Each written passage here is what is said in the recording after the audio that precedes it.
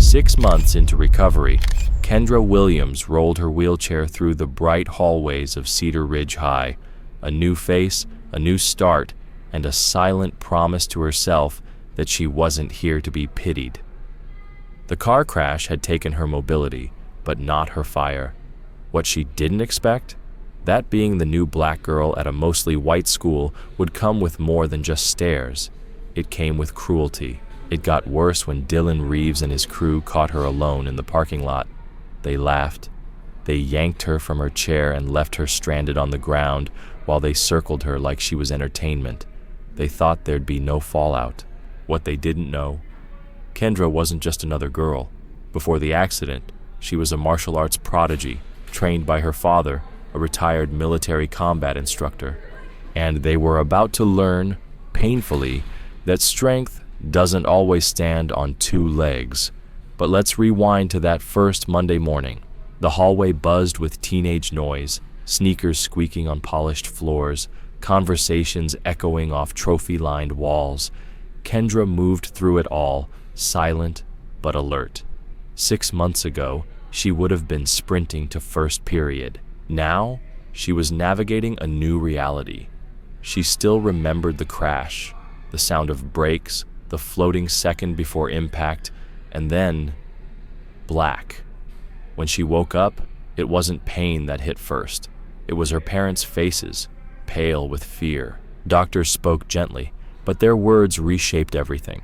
Spinal trauma, permanent damage, therapy timelines. As she rolled forward, a group of students blocked her path, too caught up in their own chatter to notice. "Excuse me," she said softly. They parted without looking. She kept going, eyes scanning. Cedar Ridge was nothing like her old school in Richmond. Bigger, whiter, sharper edges. Cliques were carved in stone, athletes in their jackets, theater kids guarding the bulletin board, academic overachievers already buried in books like it was finals week. Then she heard it. "That's her," one voice whispered, but not quietly enough. The new girl in the chair. Her hands tightened slightly on the wheels. She didn't stop, didn't flinch, but the sting still landed. Another voice followed. "Think she was born that way?" "Nah, car accident or something," someone replied. "Heard her dad works security now at some office." She glanced over. 3 boys leaning on lockers. Dylan stood out immediately. Tall, confident, that cocky energy that follows kids who've never had to prove themselves. Letterman jacket, flawless hair, a smirk like the world was built for him. "Dylan, come on," one of them muttered, clearly out of obligation. "What?" he replied. "Just curious, that's all." His voice dripped with the kind of fake innocence Kendra had seen too many times on the mat, always right before someone tried something stupid. She reached her locker and started turning the combo. Behind her, the conversation didn't stop. "I bet she gets special treatment now," Dylan said casually. "Extra time on tests, first pick of parking spots, teachers cutting her slack, sympathy perks." "Dude, that's messed up." "Messed up? Tyler, I'm just saying, I'd take that deal. No gym, no assemblies, fast-track college apps because, diversity." Kendra's jaw locked tight. She pulled her textbook out, heartbeat rising. That itch to react was strong, to shut them down with a single move. But she couldn't. Not yet. Then came the line that crossed it all. "I heard her dad lost his job. Maybe he was drunk when they crashed." That was it. Kendra turned around. Her voice was calm, but it cut like glass. "My father has never had a drink in his life," she said, looking each of them in the eye. "And yes, I can hear everything you're saying." They froze. Dylan blinked, then leaned on his old reflex, a smirk, fake charm. "Hey, didn't mean anything by it. Just, trying to get a feel for the new dynamics. I'm Dylan, by the way. That's Tyler and Connor. Welcome to Cedar Ridge." Kendra stared. "Thanks," she said flatly, not giving her name. "So what happened?" Tyler asked, blunt and clueless. Tyler asked, with that awkward curiosity of someone who'd never been taught where the line was. I mean, if you don't mind sharing. Kendra stared at him, not blinking. She had options. Tell them it was none of their business, ignore them completely, or give them just enough truth to shut them up. Car accident, she said quietly. 6 months ago. That sucks, Connor muttered, already distracted, attention drifting. Yeah, Dylan added, but his expression shifted, like he'd just saved a puzzle piece for later. Well, if you ever need anything, just let us know. Happy to help. The bell rang. Students scattered. Kendra watched the 3 boys stroll toward the main staircase with that untouchable ease, the kind of confidence that grows when you've never had to think about ramps, stairs, or proving your right to belong. She had a strong feeling this wouldn't be the last time she crossed paths with them. 3 weeks into the semester, Kendra had created her own rhythm. She arrived early to skip the crowds, mapped out the longer routes with ramp access, and memorized which bathrooms were technically accessible and which ones actually worked. I still can't believe they put the accessible bathroom on the 3rd floor when all your classes are on the first 2, Zoe Martinez said as she walked beside her. Zoe had transferred the same week. That outsider bond had turned into something real fast. It's fine, Kendra replied, both of them knowing it wasn't. That's not the point, Zoe said, voice rising. You shouldn't have to design your entire day around what other people forgot to consider. Kendra appreciated Zoe's fire, but she'd already learned not every battle was worth the burn. Some things weren't fights, they were just reality. They were passing the main staircase when Dylan's voice floated down from the 2nd floor. Heads up! Incoming wheelchair traffic. Make sure you're not blocking the ramp. Kendra looked up. Dylan, Tyler, and Connor were coming down. His tone?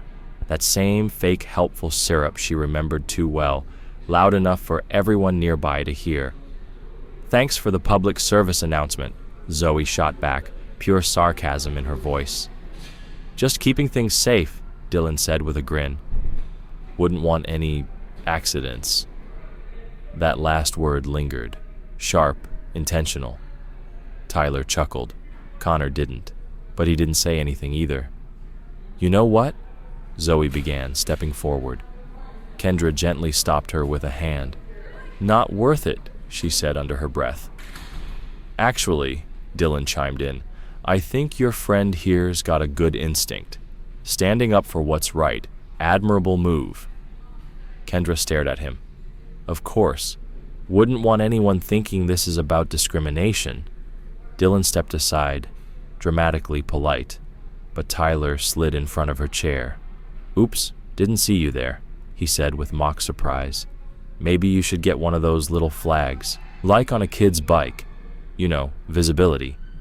Kendra felt the heat rise. Not embarrassment, not anymore, but rage. Cold, controlled, and practiced. This wasn't random. It was careful, deliberate. The kind of bullying that plays just safe enough to avoid consequences. Tyler, move, Zoe said, her voice sharper now. What?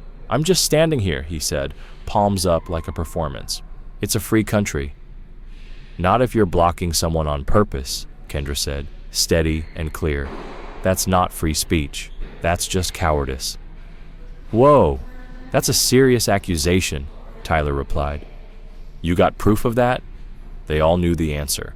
Without cameras or teachers watching, it was her word against theirs. And at Cedar Ridge High, her word didn't travel far. Tyler eventually stepped aside, milking the moment for attention. As Kendra and Zoe rolled past toward the cafeteria, the boys' laughter followed them. This is getting out of hand, Zoe muttered once they were out of earshot. You need to report them. For what? Kendra asked. Standing in a hallway? For creating a hostile environment. For being calculated jerks, Zoe snapped. Kendra maneuvered through the entrance, scanning for an open, accessible spot. And say what? She said. That they smile while making jokes at my expense? That they never touch me but make me feel small every day? How do you prove that? Zoe didn't answer, because they both knew this wasn't clumsy ignorance. It was strategy, the kind of cruelty that leaves no marks, but bruises anyway. The garage-turned gym smelled faintly of rubber mats and determination. Kendra gripped the bars, moving through her stretches with quiet intensity. Her mother, Nia Williams, stood nearby, equal parts coach and comfort, watching her daughter push through the routine they'd done 100 times. "Your flexibility's getting better," Nia noted, observing the form and control. "How are you feeling about standing work?" "Stronger," Kendra replied through gritted teeth, pushing through a tough rep. "I want to do more days, longer sessions." Nia gently shook her head. "Kendra, we've talked about this. Recovery isn't about speed. Push too hard and you risk going backward." "I'm not pushing too hard. I'm pushing just enough," Kendra insisted, her voice steady but sharp.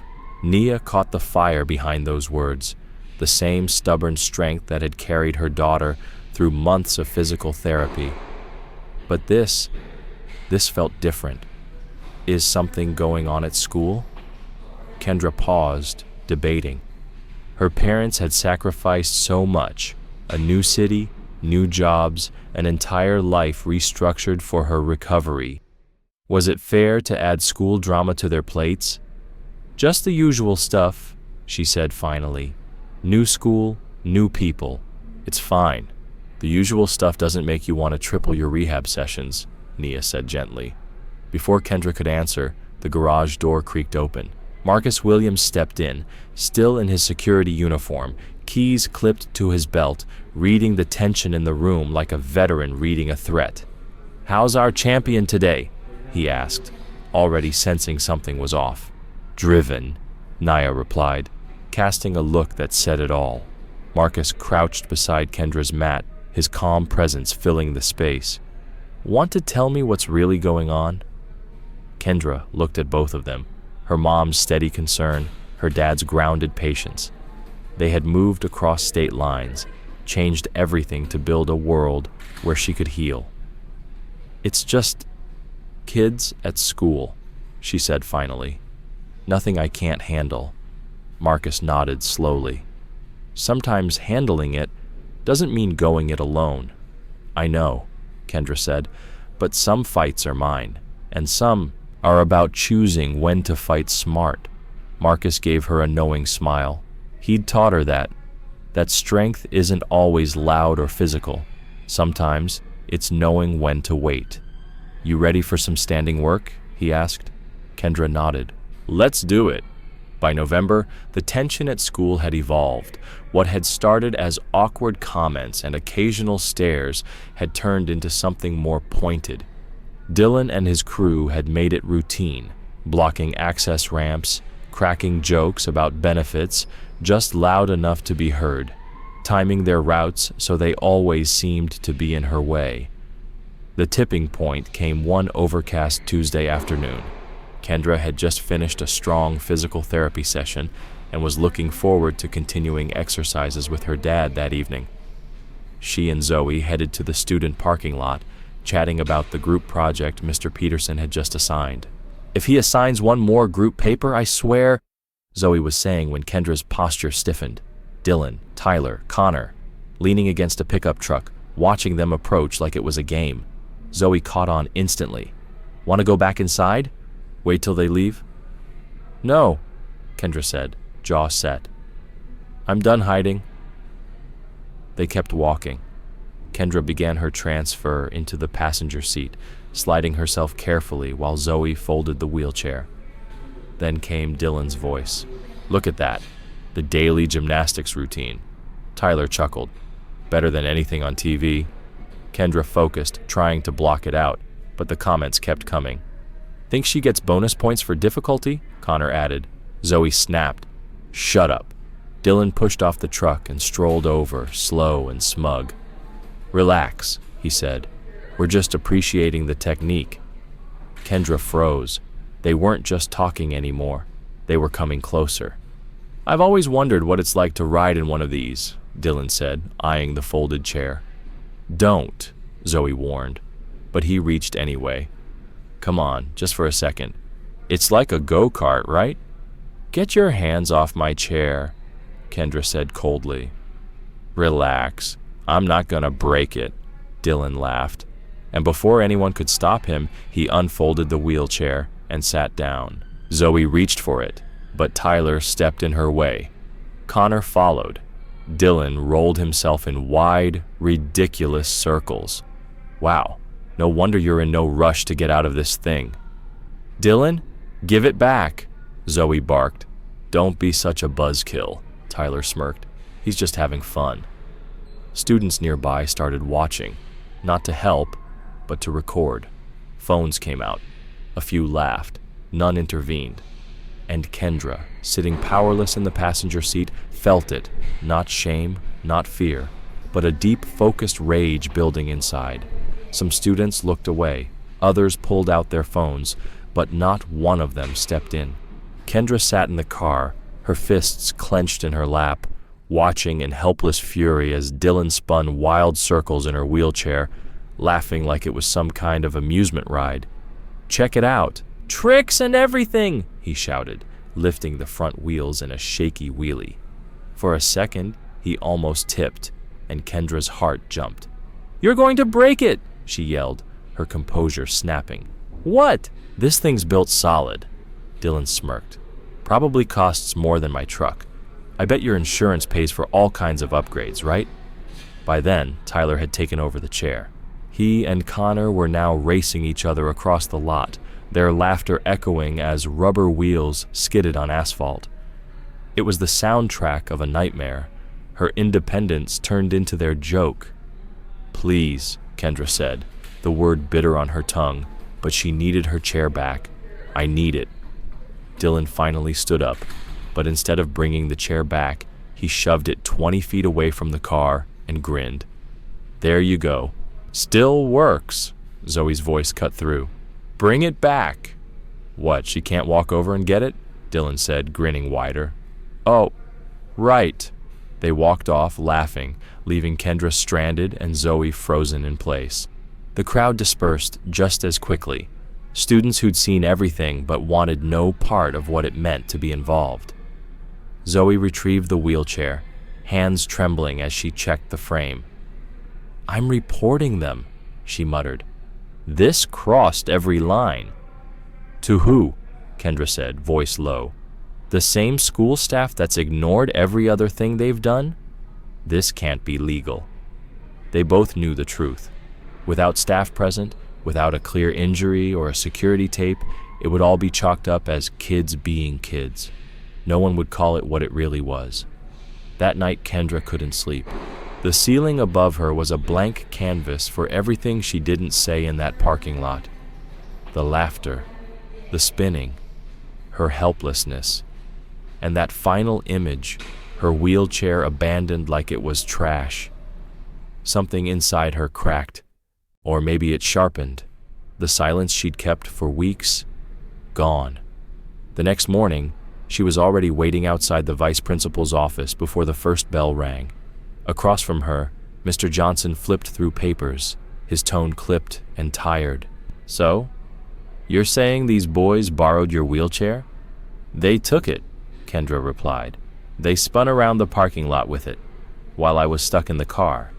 Other students were filming, laughing. And this happened after school hours? Still on school grounds. He finally looked up. Miss Williams, I know adjusting to a new environment can be difficult, especially given your situation. But this sounds like a classic case of kids getting carried away, a little misjudged fun. Kendra gripped the armrests of her chair. They took my mobility device. That's not a prank. I'm sure they didn't mean any real harm. Teenagers sometimes just don't think. If someone grabbed a pair of glasses and tossed them around for laughs, would that be harmless too? Or ripped out someone's hearing aid? Johnson hesitated. The silence between them answered her better than he ever could. I'll talk to the boys, he said, just to make sure they know pranks have limits. A talk, Kendra repeated. That's it? That should clear things up. Meanwhile, 3 hallways away, Dylan was already retelling the whole thing like a legend. You should have seen her face, Tyler laughed. Like, is this really happening? Connor chimed in. When Dylan started doing wheelies, I thought she was gonna cry. Dylan soaked in the attention, but something in the back of his mind twisted. It wasn't Kendra's anger that stuck with him. It was the way she looked at him, not afraid, just calculating. You think she'll report it? Connor asked. To who? Dylan scoffed. Johnson? Please, my dad's in the same golf club as the superintendent. We're good. Still, Tyler shifted uncomfortably. Maybe we should lay low for a bit. Dylan shook his head. Lay low? Nah, man. We're just getting started. You saw how easy it is to get under her skin. What's she gonna do? Chase us! The group burst out laughing. But even as they did, Dylan caught the glance of a student at the edge of the crowd. Someone who didn't laugh, didn't smile, just watched. Quiet, uncomfortable. Good, Dylan thought. Let them squirm. That afternoon, Kendra rolled into the living room to find both her parents waiting, arms crossed, eyes serious.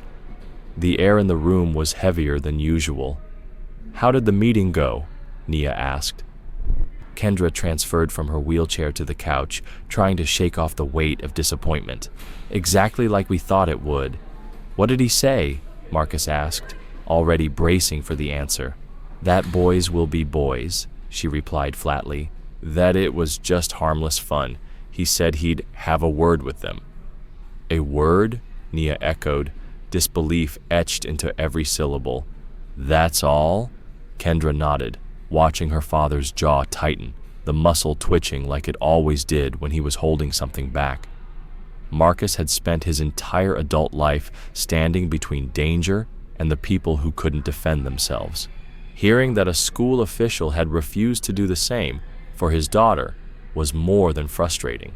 It was betrayal. This isn't okay, he said quietly. We're not letting this go. To who? Kendra asked. He made it clear that without adults who actually saw it, it's my word against theirs, and apparently their word matters more. Then we start documenting, Nia said, already flipping into strategy mode. Every incident, every interaction, we build a pattern no one can ignore. Mom, they're not stupid, Kendra said. They know exactly how to skate the line without getting caught. Then maybe it's time we stop playing defense, Marcus said. His voice was calm, but steel hid underneath. I'm not saying fight back with fists. I'm saying stop waiting for permission to stand tall. You have every right to remind them that choices come with consequences. Marcus, Nia warned, but he didn't stop. We've been helping her rebuild her strength. Maybe it's time she remembered what that strength is for. Kendra looked between them, her mother trusting the process, her father trusting her, and she realized something. They were both right, but the choice, in the end, was hers. I need to think, she said softly. That night, sleep didn't come easily. Kendra stared at the ceiling, the vice principal's dismissiveness echoing in one ear, the boys' laughter in the other. And the worst part? The cameras, capturing her humiliation like it was a school talent show. But beneath the anger, something colder had taken root. Focus, control. That same quiet discipline her father had drilled into her years ago on the mat. She'd spent too long hoping someone else would step in, that someone would stop the damage before it got worse. But maybe it wasn't about waiting anymore. Maybe it was time to act. The change in her training routine was almost invisible to the outside world, but Marcus noticed it right away. Where Kendra used to approach each session with measured determination, now she moved with intensity, fire behind every motion. Careful, Nia warned one morning as Kendra held her third set of planks, arms trembling. Pushing too hard doesn't help you heal faster. I'm not pushing, Kendra grunted, sweat dripping. I'm refusing to settle.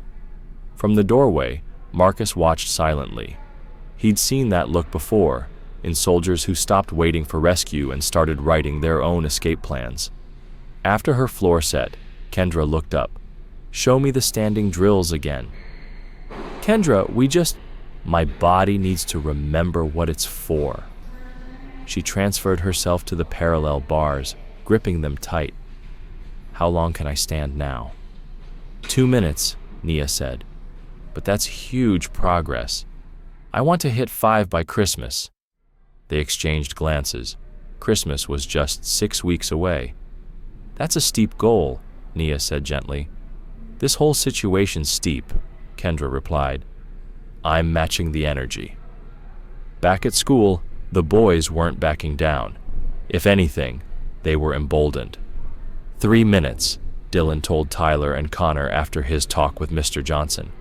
He basically said, "Keep it funny, don't leave bruises. That's a green light." They had a new game now, hallway traps. One of them would step into Kendra's path during crowded transitions, force her to stop, make her ask.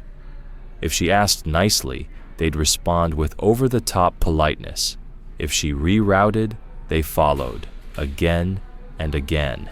"It's like crowd control," Tyler smirked. Then came Connor's turn to up the ante. As Kendra neared the cafeteria, he positioned himself in the wide doorway meant for wheelchair access, eyes glued to his phone. "Excuse me," Kendra said. Connor looked up, all fake surprise. "Oh, didn't see you." He stepped aside, but only barely. Kendra had to turn her chair and squeeze awkwardly through. As she passed, he muttered under his breath, "Maybe get one of those backup beepers, huh?" Kendra stopped cold. "What did you say?" "Nothing," Connor said, looking around. "Just thinking about traffic safety." The cafeteria stilled. Conversations dropped. Phones came out. Kendra turned to face him fully, voice calm but sharp as a blade.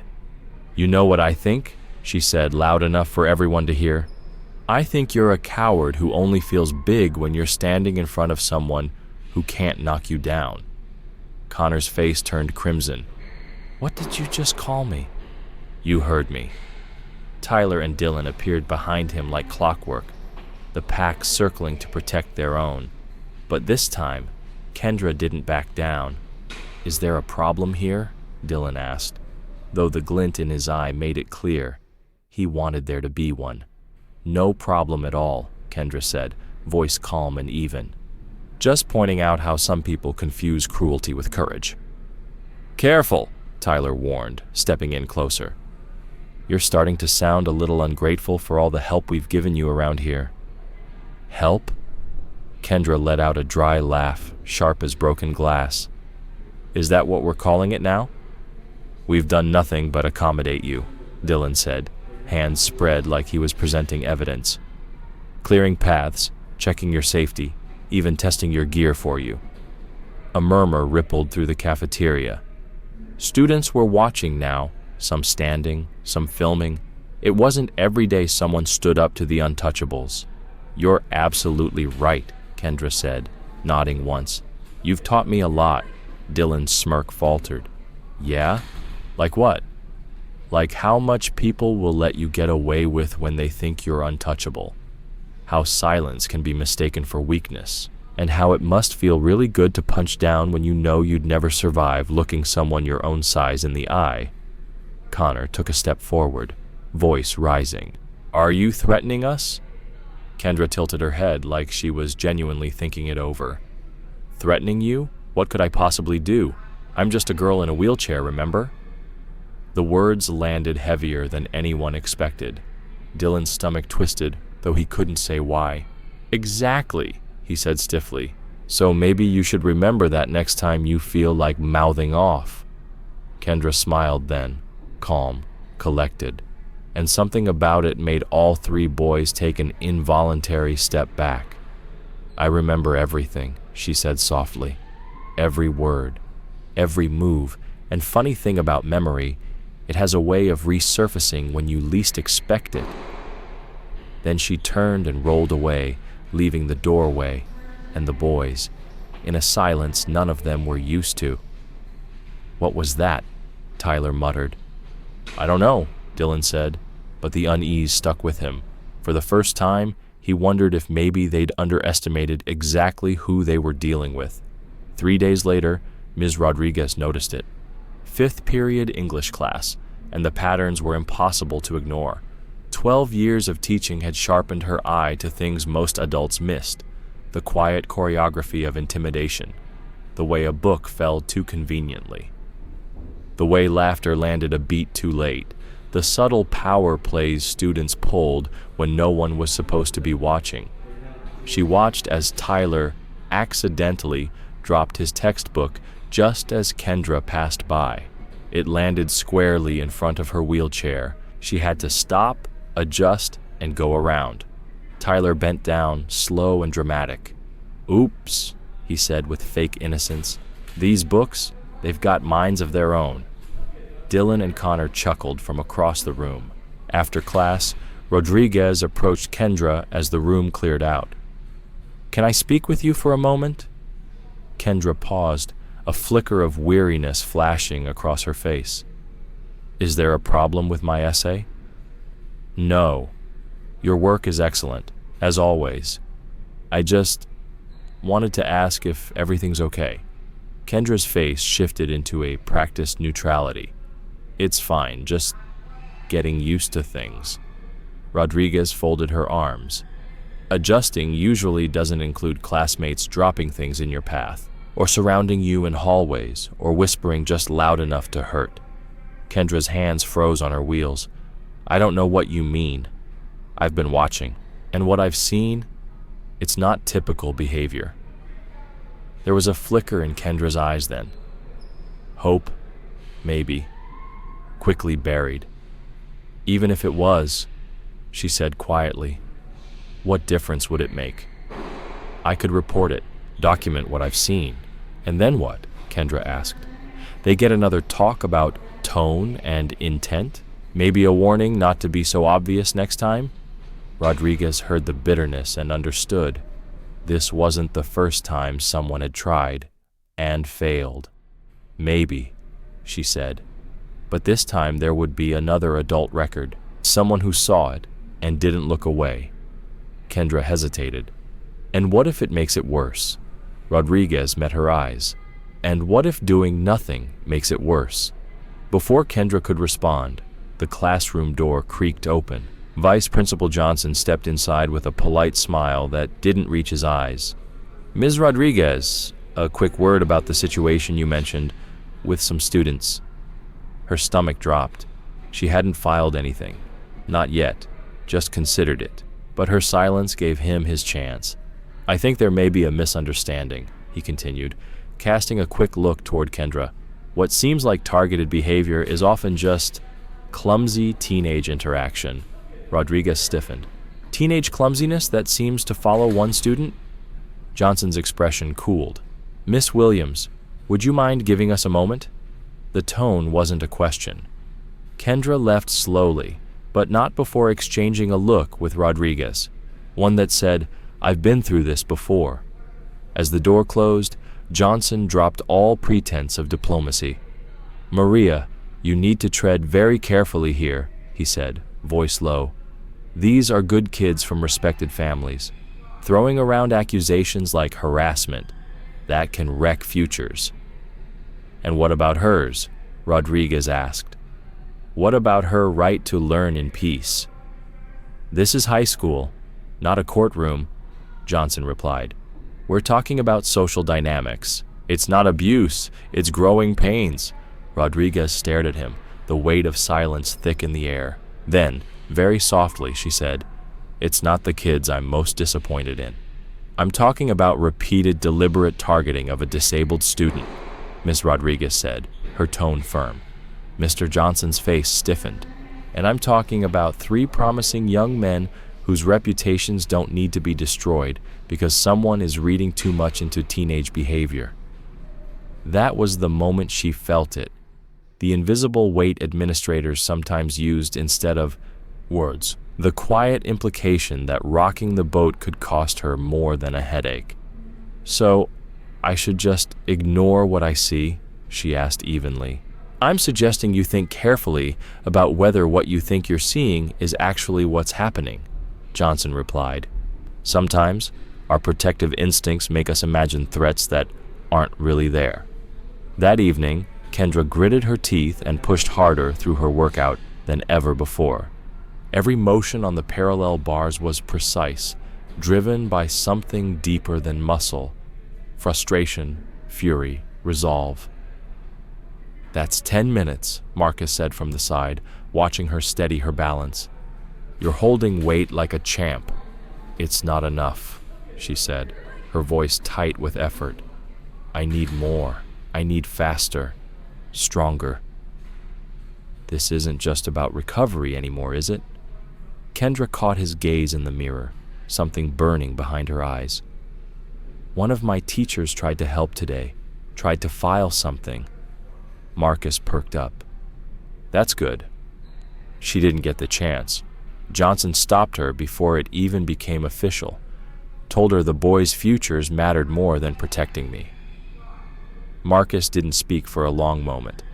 When he finally did, his voice was quiet. "So the system isn't just failing you, it's protecting them. Looks that way. Then maybe it's time we stop relying on it." Kendra turned her head. "Dad, don't. Whatever you're thinking, don't." Marcus didn't move, didn't speak, but his silence said enough. "I see that look," Kendra said, "that protective dad energy, and I love you for it. But no. You're my daughter," he said finally, "and they are systematically breaking you down. That's not something I'm built to watch." "You raised me to fight," she said, still holding the bars. "Let me." "Because you want to prove something? Because if you do it for me, I never learn how." Just then, Naya stepped in, sensing the undercurrent. "What's going on?" Marcus glanced at her. "I was considering a conversation." "With who?" Nia asked, already suspecting. "The boys and their parents. Make it clear this ends now." "And when they realize she went running to her father?" Nia said gently. "What happens when they decide to take it out on her tenfold?" "They'll escalate," Kendra said simply, "and they'll be more careful next time. Fewer witnesses, smarter games." Marcus's jaw tensed. "So what am I supposed to do? Just stand back and watch?" "You're supposed to trust that you raised someone strong enough to finish what she started. You're 17. I'm 17, and I've rebuilt myself from the ground up. I've survived more than those three will probably ever face, and I'm still here." Despite her words, Marcus could see what this battle was costing her, the tension in her voice, the weight in her shoulders. These weren't just petty high school games. They were designed to wear her down, day by day. That afternoon, as students poured out of class, Marcus sat in his truck in the Cedar Ridge parking lot, watching. He wasn't planning to get out, not until he saw them, Dylan, Tyler, Connor, heading for their cars, laughing. Marcus stepped out. His posture was unmistakable, back straight, presence heavy, the kind of presence that made people step aside without thinking. The boys slowed, stopped. "You're Dylan Reeves, Tyler Brooks, Connor Walsh," he said. Not a question. They exchanged glances. Suddenly, they didn't feel so tall. "Yes, sir," Dylan said carefully. "I'm Marcus Williams, Kendra's father." Connor paled. Tyler shifted on his feet. Dylan tried to hold steady, but his eyes gave him away. "I want to be very clear," Marcus said, voice calm, tone sharp as steel. "This ends today. The games, the comments, the setups, every part of it." "Sir, I think there's been a—" Dylan began. "No misunderstanding," Marcus cut in, stepping forward. "I know exactly what you've been doing. I've seen it. I've heard it. The wheelchair stunt, the hallway blocks, the so-called jokes, all of it. We were just," Tyler started. "Having fun?" Marcus asked. "Boys being boys?" His voice dropped, lower, quieter, more dangerous. My daughter is stronger than all three of you combined. You think her injury makes her weak? You have no idea what real strength looks like." They stood there, silent now.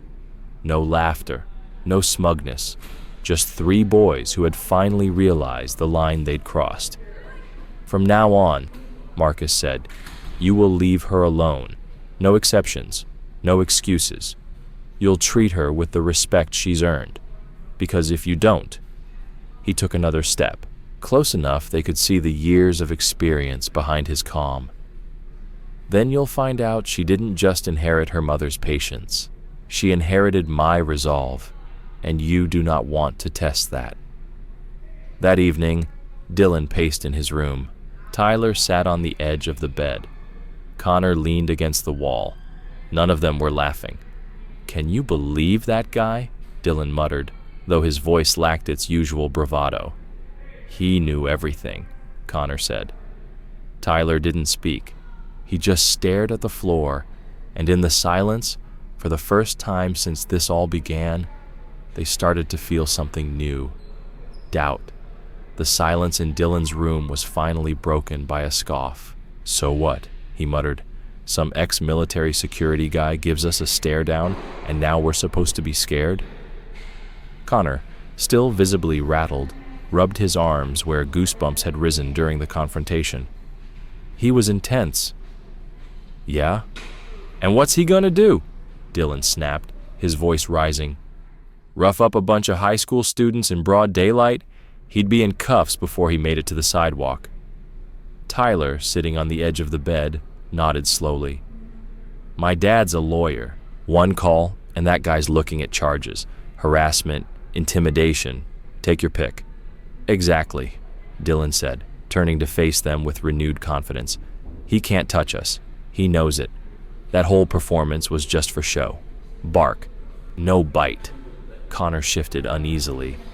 "Maybe we should just stop. I mean, what's the point anymore?" "The point," Dylan said, his tone dropping dangerously low, "is that no one makes me look weak. Not some mall cop, and definitely not his daughter in a chair." "Dylan," Tyler started, but Dylan cut him off. "You think I'm gonna let the whole school think I backed down because of them?" His voice shook with anger. "Let word spread that Kendra's daddy made me blink?" He shook his head. "Not happening." Tyler leaned in, feeding off Dylan's fire. "So what now?" "No more games," Dylan said. "No more harmless jokes. This time, we send a message." Connor glanced between the two of them, noticing the edge in Dylan's voice, the kind of edge that didn't care about consequences. "What kind of message?" he asked cautiously. "The kind people remember," Dylan replied coldly. "The kind that puts Princess Wheels in her place, for good." At the Williams house, dinner was quieter than usual. Kendra picked at her food while Marcus sat across from her, silent but heavy with something unspoken. "You talked to them, didn't you?" she said finally, not looking up. Marcus exhaled. "How'd you know?" Tyler looked like he'd seen a ghost. Connor wouldn't make eye contact. Dylan just stared. "I figured it wasn't a coincidence.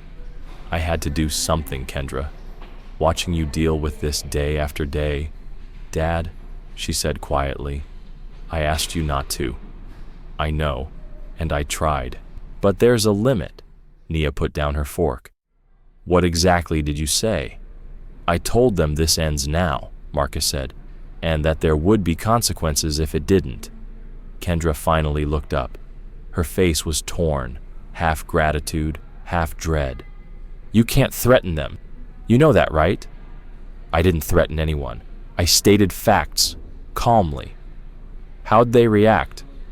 Marcus hesitated. "They listened.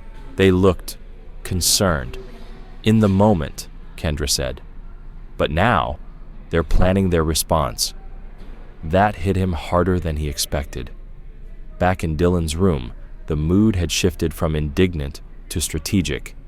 Tyler scrolled through the school's digital calendar. Winter formals next Friday. "Too public," Dylan said. "Teachers, chaperones. too much exposure. What about the parking lot? Connor offered. After school, once most people are gone. No, that's where her dad showed up. Too obvious. Dylan paced for a moment, then stopped. A smile spread across his face, the kind that made Connor's stomach twist. I've got it, he said. Thursday, debate club. She always stays late. Just her and that friend, Zoe.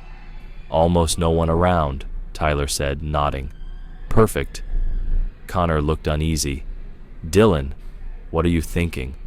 I'm thinking it's time to remind her who really runs this school when her father's not around. When no one's filming? Dude, it sounds like justice, Dylan snapped. She thinks she's invincible because she's got a chair and a badge behind her. Time to prove otherwise. Connor looked between the two of them. They were past the point of pranks now, past the point of jokes. This was something else. What if we get caught? He asked. We won't, Dylan said confidently. And even if we do, who's going to believe her over us? Star linebacker, booster parents, no witnesses. Tyler nodded. Her word never mattered before. Why would it now? Dylan grinned. Cold, sure. Thursday. Can't come fast enough. That Thursday afternoon, the sky was clear, the air calm. Everything looked normal. Debate club had run late, and most students were already gone. Only a few cars remained, mostly teachers and staff. Zoe's Honda sat in its usual spot by the ramp. As Kendra and Zoe made their way across the lot, Kendra's body stiffened. They saw them, Dylan, Tyler, Connor, emerging from behind a parked SUV, perfectly timed, blocking the straight path to Zoe's car, predators in school sweatshirts. Well, Dylan said, voice too casual. Working late, ladies? Just keep walking, Zoe whispered, but her voice cracked. We were hoping, Tyler added, stepping directly into their path, to have a little chat. Connor stepped sideways, cutting off the only escape route back toward the school. The trap was complete. This wasn't like before. No sarcastic comments, no fake apologies. This time, it was intentional, isolated, controlled. Chat about what? Kendra asked, her voice steady, even as adrenaline started to flood her veins. Respect, Dylan answered, stepping forward. Boundaries, about what happens when people don't understand their place. Zoe's hand hovered over her phone screen, thumb resting on the emergency call icon. We don't want any trouble, she said carefully. Too late, Tyler replied. Trouble started when Daddy decided to play hero. Dylan stopped in front of Kendra's wheelchair, eyes locked on hers. Here's how this works. You're going to get out of that chair, right now, so we can finish what we started. No. The word wasn't loud, but it stopped everything. Dylan blinked. What did you say? I said, no. Tyler stepped closer, his posture tightening. You don't get to say that. Dylan's expression twisted as he reached for her arm. Out of the chair. Now. Don't touch me, Kendra warned, her voice cold and quiet, the kind of quiet that comes before a storm. But Dylan wasn't listening anymore. Weeks of arrogance, of impunity, had brought him to this moment. He grabbed her arm and yanked. The movement sent Kendra tumbling forward, hitting the pavement hard. The sound of her fall echoed across the near-empty lot. Her shoulder struck first, then her hip. She gasped as pain rippled through her side, the cold of the asphalt biting into her skin. There we go, Dylan said, sliding into her wheelchair like it was a joke. Much better. Zoe screamed, You can't do that! She rushed forward, but Connor grabbed her wrist. Stay back, he said. Watch. Maybe you'll learn something. Tyler already had his phone out. This is going viral. Dylan began circling, pushing the wheelchair with wild, jerking movements. Look at her, he laughed. All that attitude gone now. Zoe's eyes filled with tears. Please. She needs that chair. She needs to learn her place, Dylan said, popping into another wheelie. Both of you do. Kendra lay on the ground, cheek pressed against the asphalt, the metallic taste of blood in her mouth from where she'd bitten her tongue. The humiliation burned, but it wasn't alone. Beneath it was something deeper. Rage, focused, controlled. Forged from months of silence, built rep by rep on her father's training mat. With quiet determination, Kendra pressed her palms flat to the pavement. The boys were too busy performing to notice. She engaged her core, shifted her legs, pushed herself upright. One breath, then another. Connor was the first to see. Dylan? Dylan was still spinning when he turned, and froze. Kendra was standing, pain in her shoulder, dirt on her palms, and yet upright, balanced. She took one step, then another. "You've been faking it," Dylan stammered. "This whole time." "I've been healing," Kendra said. She brushed the gravel from her hands and took another step toward him. "Now give me back my chair." Dylan's face twisted. "You don't deserve it. You played the victim when you could walk the whole time." Kendra stopped in front of him. "Last chance," she said. "Give it back, or face the consequences." He laughed, but it was forced. "Consequences? From you?" He shoved the chair. It rolled away across the lot, spinning. "Let's see how tough you really are." The three boys closed in. A semicircle formed around her. Dylan flexed his fists. Tyler cracked his knuckles. Connor stood tense, hesitating. "You think standing makes you strong?" Dylan sneered. "You're still just a girl in a chair." Kendra didn't answer. Her breath was steady, her eyes clear. 3 against 1, bigger, stronger, but she didn't back down. Connor whispered, "Maybe we should—" "No," Dylan cut him off. "She embarrassed us. Now it's her turn." Tyler lunged first, reaching for her arm, but she was ready. Pivot, shift, redirect. His own momentum sent him stumbling past her, off balance. He spun back around, face red. She got lucky. But Kendra's stance, grounded, stable, told a different story. This wasn't luck. This was training. This was the start of something they didn't see coming. Kendra's feet were planted shoulder-width apart, her balance low, hands raised in a stance that didn't belong to someone faking strength. It belonged to someone who had earned it. There was no panic in her eyes now, no fear, only precision. "Last warning," she said, her voice eerily calm. "Walk away, and this ends now." Dylan let out a laugh, but the sound was hollow, brittle. "Walk away from you? Not a chance." He nodded at Connor, who began circling to Kendra's left, while Tyler regrouped on the right. They were using basic herd tactics: isolate, surround, overpower. Zoe found her voice. "Stop, all of you. I'm calling the police." "Go ahead," Dylan muttered, without looking away. "By the time they get here, this'll be done." 3 model students, Tyler added, versus a girl who lied to the entire school about being disabled. Connor hesitated. Something in Kendra's stance was wrong. Or rather, exactly right. His instincts told him this wasn't going to go their way. "Guys, I really think You think too much," Dylan snapped. "Grab her." But just as Connor took a step, Kendra smiled. Not a grin, not defiance, something colder, steadier, the kind of smile someone wears when they've been training for this exact moment. "My father once told me," she said, like she was discussing homework, "the biggest mistake bullies make is thinking their victims will always stay victims." Dylan's skin prickled. He tried to shake it off.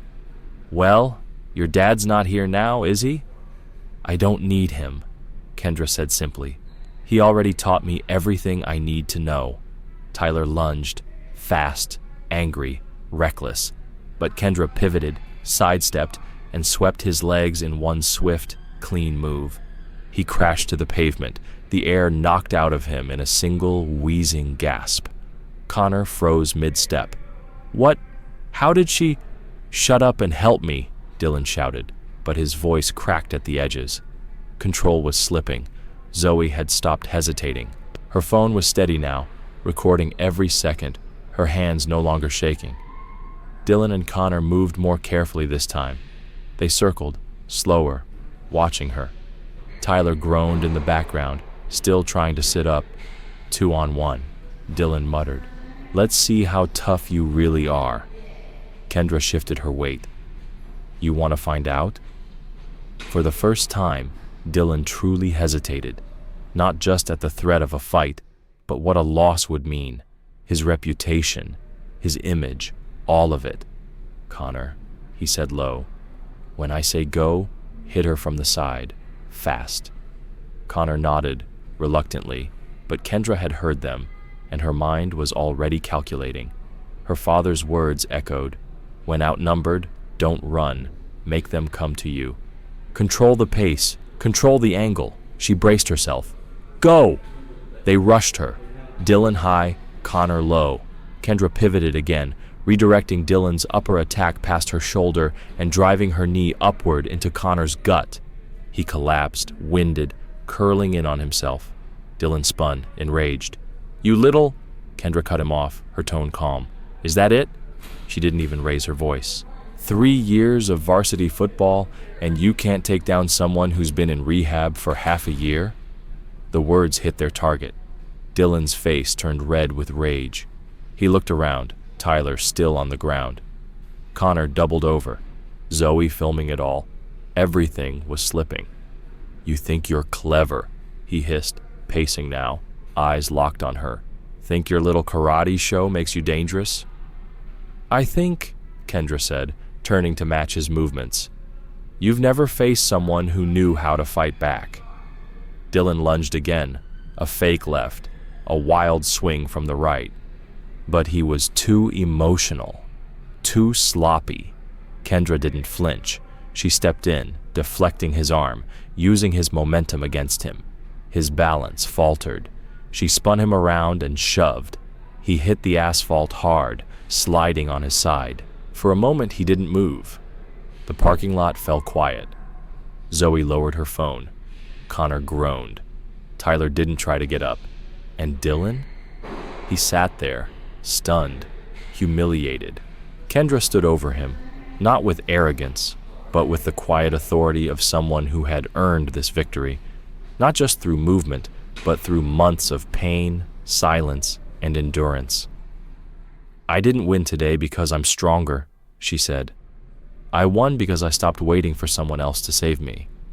Then she turned, walked toward her wheelchair, picked it up herself, and left them all sitting in the cold. Dylan's swings were wild now, emotion overriding technique. Kendra ducked under the punch with practiced ease and drove her palm upward into his nose. Not hard enough to break it, but enough to send a sharp jolt through his skull, forcing tears into his eyes and stumbling him backward. "My turn," she said quietly. What followed wasn't a fight. It was a dismantling. Years of martial arts training, months of physical rehab, and a lifetime of restraint exploded into a flurry of clean, controlled precision. When Dylan charged again, she didn't dodge. She met him, redirected his momentum, spun him off balance, and swept his legs. He hit the pavement with a force that knocked the wind from his lungs. Tyler, back on his feet, tried to intervene, but Kendra turned, pivoted, and sent a clean strike to his shoulder. He spun and crumpled again, breathless and stunned. "Stop!" Connor gasped from where he still clutched his ribs. "Just stop!" But Dylan wasn't done. Pride forced him up once more. Blood ran from his nose, his jacket torn, fists clenched, not from strength, but desperation. "This isn't over," he rasped. "You think you've won something? You think this changes anything?" Kendra didn't flinch. "Actually," she said, her breathing steady, "I think it changes everything." Dylan looked around, at Tyler, groaning on the ground, at Connor, still folded over, at Zoe, holding her phone steady, and then at Kendra, upright and unmoved, fully in control. It hit him like a punch to the gut. They hadn't just lost, they'd been dismantled. "Were you filming this?" he snapped, turning on Zoe. Zoe didn't blink. "Every second." "Delete it," he barked. "No, delete it or I'll—" "You'll what?" Kendra stepped in front of Zoe, her posture unshakable. "Make this worse?" Dylan froze. Her calm hit harder than any punch. He'd spent weeks trying to break her. And here she was, still standing, still winning. Then, a voice cut through the parking lot. "What's going on out here, Ms. Rodriguez?" She walked toward them from the main building, eyes scanning the scene like she'd walked into a crime photo. 3 boys in disarray, 1 girl standing strong, another holding evidence. "Everything's fine," Dylan said too quickly. "Just a misunderstanding." But Ms. Rodriguez wasn't buying it. She'd seen Dylan's bloody face, Tyler's hunched posture, Connor's shallow breathing. "This wasn't a misunderstanding," she said. "This was an assault." She turned to Kendra. "Miss Williams, are you hurt?" Kendra exhaled. "I'm fine," she said. "Better than fine." Then Ms. Rodriguez paused, realizing something. "You're standing." "Yes, ma'am," Kendra said.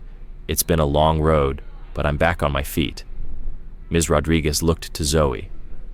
"Miss Martinez, do you have documentation?" Zoe held up her phone. "Yes, ma'am. Everything." Dylan's face went pale. He saw it now, the reality. This wasn't a hallway prank or a clever insult. This was evidence. Clear, undeniable. "Everyone," Ms. Rodriguez said firmly. "We're going to the office. Now." The walk back was quiet. Kendra pushed her retrieved wheelchair beside her, steady in her steps. Behind her, the boys trailed like broken shadows. Inside the front office, the fluorescent lights cast the truth into sharp relief. The secretary looked up from her desk in surprise. "Mrs. Patterson," Ms. Rodriguez said, "please call Principal Hayes. We also need to contact the parents of all 4 students." Vice Principal Johnson stepped out from his office, already frowning. "What's going on?" "There was an incident in the parking lot," Ms. Rodriguez said evenly, "and Miss Martinez has video of it." Johnson's eyes shifted to the phone. His posture stiffened. "I'm sure this is just another misunderstanding. Things get blown out of proportion." "Show him," Ms. Rodriguez told Zoe. The room was quiet as the video played. The sound of Dylan yanking Kendra from her wheelchair. The laughter, the threats, the moment Kendra stood. Johnson watched and winced. "Well," he said, voice tight, "this is unfortunate, but it appears Miss Williams handled herself quite well. No serious harm done." Ms. Rodriguez turned to him slowly. "No serious harm?" "They're good kids," Johnson replied. "They just got carried away. I'm sure a simple disciplinary meeting will suffice." The office door stayed open behind them, and outside it, the sound of something finally breaking could be heard. The illusion that the powerful could act without consequence. The office door burst open as Principal Hayes strode in, his expression already hard with purpose. He'd received Ms. Rodriguez's urgent call minutes earlier, and judging by the tension in his jaw, he hadn't come to smooth things over. "Where's the video?" he asked without preamble. Vice Principal Johnson stepped forward. "Principal Hayes, I believe we can resolve this without—" "Show me the video," Hayes snapped, leaving no room for debate. The room went still as Zoe played the footage. Hayes watched in silence. His face darkened with every second. When Dylan yanked Kendra from her wheelchair, when the boys mocked her, when they moved in to corner her. When the screen went black, his voice was low but resolute. "This is unacceptable. Absolutely unacceptable." "Sir?" Johnson started, trying to recover. "I think if we take an objective view, this is just a case of teenage emotions getting out of hand. These boys have excellent records. Excellent records." Hayes turned to him, eyes narrowed. Mr. Johnson, are you telling me this is the first time you've heard complaints about these students harassing Miss Williams? The silence was immediate and damning. Johnson swallowed. There have been minor incidents. Nothing that rose to minor incidents? Kendra's voice cut in, calm and even. I reported them stealing my wheelchair months ago. You told me it was boys being boys. Hayes turned to her, then to Johnson again. You've been covering this up. I wasn't covering anything, Johnson said quickly. I was handling typical student conflict. By ignoring it? Ms. Rodriguez added. I tried to file a report myself. You told me not to escalate.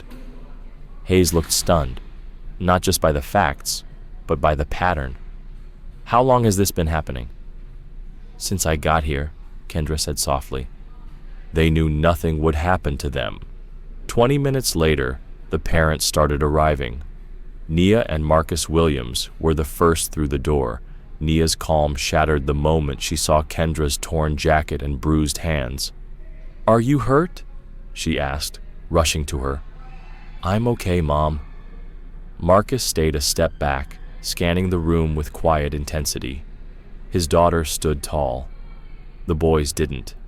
Johnson looked cornered. Mr. Williams, Hayes said, voice measured. I want you to know we are treating this with full seriousness, and it appears there were multiple failures in how prior complaints were handled. Johnson shifted in place just as Dylan's parents arrived, his father in a tailored suit, voice already raised. My son was attacked. He was defending himself. Mr. Reeves, Hayes said, turning to him coldly, I suggest you watch the video before speaking again. When the footage ended, the room was silent. Dylan's mother covered her mouth. Tyler's father cursed under his breath. Connor's mother sat in stunned disbelief. This, Hayes said firmly, was an assault, and my administration failed to prevent it. Johnson tried one last deflection. Let's not overreact. These are good kids who made a mistake. Stop talking, Hayes said, his voice slicing through the room. You're finished. You will no longer be involved in any matter related to student safety. In fact, your involvement in this ends now. The weight of those words landed hard. Johnson went pale, his career over. This case will go to the school board, Hayes continued, and we will be notifying law enforcement. Miss Williams? He turned to Kendra. You deserve an apology I can never fully give. Kendra nodded. For the first time in months, she felt it, something like peace. 3 weeks later, Kendra moved through the hallways of Cedar Ridge with a presence that turned heads, not out of pity, but respect. She still used her wheelchair when she needed it for longer distances, but now the choice was hers, and that made all the difference. The video had gone viral within hours. Justice for Kendra trended across the country, sparking national conversation about disability rights, bullying, and accountability in schools. As she pulled her textbook from her locker, Zoe walked up, smiling. The new anti-harassment policy passed last night, unanimous. My mom said the board meeting was packed. Kendra nodded. Good, maybe change will actually stick this time. The fallout had been fast. Dylan, Tyler, and Connor expelled, facing assault charges. Johnson terminated, his 20-year career closed in disgrace. Principal Hayes had brought in outside consultants, revised the school's entire disciplinary system, and announced a new training initiative for staff on bias, inclusion, and student protection. How does it feel? Zoe asked as they walked toward class. Kendra looked down the hallway. Familiar walls, new energy. Different, she said, like I don't have to prove I belong here anymore, like I finally took back my story. Zoe nodded. And rewrote the ending. Kendra smiled, not just because it was over, but because, for the first time, she had decided how it ended. How does it feel? Zoe asked. Being the girl who changed everything? Kendra looked around the hallway. It was the same school, but the air felt different. There was more awareness now, more accountability. Students who once turned away were starting to speak up. Teachers paid closer attention. Administrators acted faster. She smiled softly. It feels like I can finally breathe. Ms. Rodriguez, now vice principal, waved from her new office. Her first move in the new role had been launching a student advocacy program, something the school had needed for years. "Miss Williams," she called out, "Channel 7 confirmed your interview this afternoon. You ready?" Kendra nodded. She never wanted to be a spokesperson. But after everything, she understood how much her story could mean, especially to students still living in silence. At lunch, her table had grown. Some of the same classmates who once ignored her now leaned in, drawn by her resilience and clarity. But it was the folded letter in her backpack that meant the most. "Read it again," Zoe said. Kendra pulled it out, handwritten, creased from being reread so many times. It was from a middle schooler in Texas. "Dear Kendra, because of you, I found my voice. Because of you, I'm not hiding anymore. 3 bullies at my school are finally facing consequences. Thank you for showing me that we don't have to stay victims. We can become warriors." Zoe whistled. 15th one this week. Kendra nodded, humbled. After school, her parents waited by the car, in the same parking lot where it had all happened. But this place, once marked by fear, had become something else, a landmark of her turning point. "How'd it go?" Marcus asked as she climbed in. "Good." The reporter asked the right questions. "Any news from the scouts?" Nia added, hopeful. Kendra smiled. "Virginia Tech called. They want to fly me out for a visit." As they drove, Kendra stared out the window, thinking about everything it had taken to reach this moment. 6 months ago, she'd felt broken, physically and emotionally. The accident had taken so much, and the bullying had nearly stolen what was left. But now she was stronger, loved, respected, seen. She turned to her parents. "You know, I used to think the accident was the worst thing that ever happened to me." Marcus glanced at her in the rearview mirror. "And now I think it's what helped me become who I really am." That evening, while doing her physical therapy in the garage, Kendra caught her reflection in the mirror. She didn't see a victim. She saw a survivor, a fighter, a leader.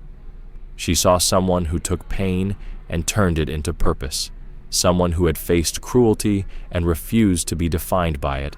She was Kendra Williams, and she was done being underestimated. She stood tall, she spoke truth, and she showed the world that sometimes the strongest power doesn't come from fighting back. It comes from refusing to be broken.